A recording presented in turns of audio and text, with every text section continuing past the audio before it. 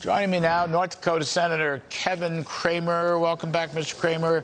It is very timely on this wonderful, I'm calling this SPRO Day, that we have a distinguished energy senator, such as yourself. I don't want to limit you to energy, but are there any SPRO depots out in the Dakotas? I'm not sure.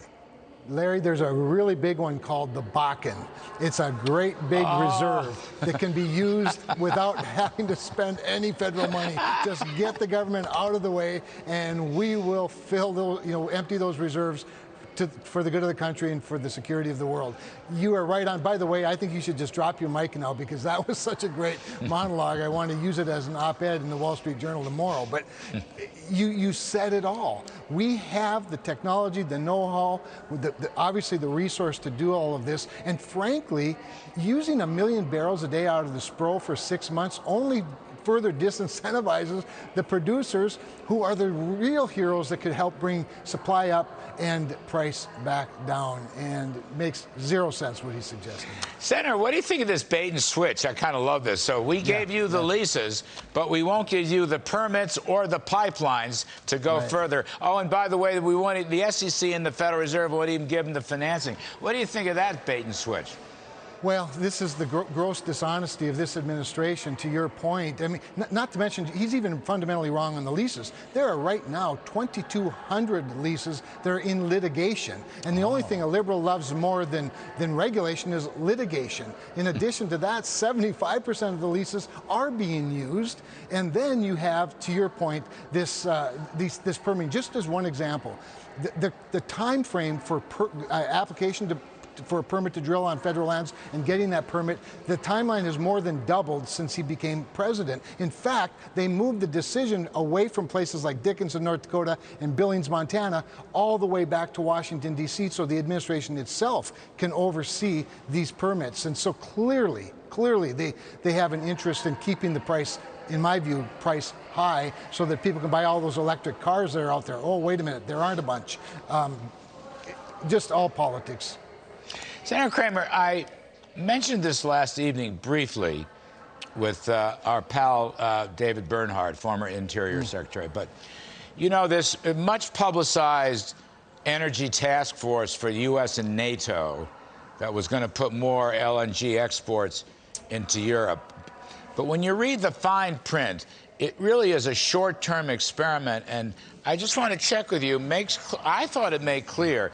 There's a line in there that for the U.S., the energy framework will remain the same, which to me brings our friends back from FERC, Interior, Energy, NEPA, Federal Reserve, SEC. In other words, I don't think anything changed from that. They just want to pump more LNG in the short run, which the Europeans probably aren't going to do anyway. But did you read that differently? Am I being too cynical and difficult about that? Well, if you're cynical, it's because you've earned the right to be, and they have given us the right to be. I'm not so sure about the European demand side of this formula, but I've led a letter with other members addressing this very specific topic. Here's the tragedy. The tragedy is that, as you know, these are very capital-intensive infrastructure build-outs. So whether it's export terminals, import terminals, pipelines beyond that, of course, the ships that need to be available.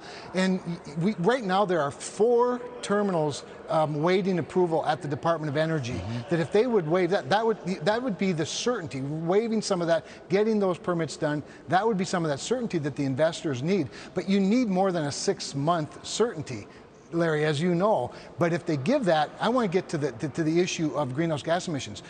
LNG produced in the United States of America and shipped overseas to our European friends who have very high environmental standards is much cleaner. I mean, nearly 50% cleaner than the natural gas they're buying from Vladimir Putin right now. I actually think there is room here to have a everybody wins, if you will, sort of argument with American, especially gas production and LNG exports. No, hell, I don't. All the above. We should stay with all the above.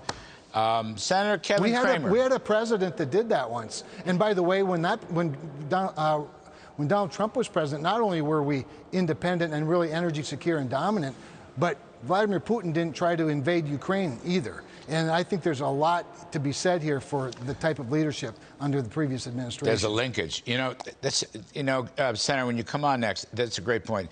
When oil's at $50 a barrel, Putin loses his wartime financing, and you don't hear from him.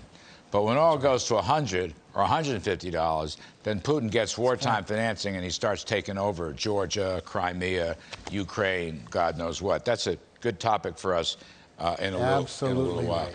Senator Kevin Cramer from the Strategic Petroleum Reserve in Bakken. Thank you, sir. We appreciate it very much. Great to see you.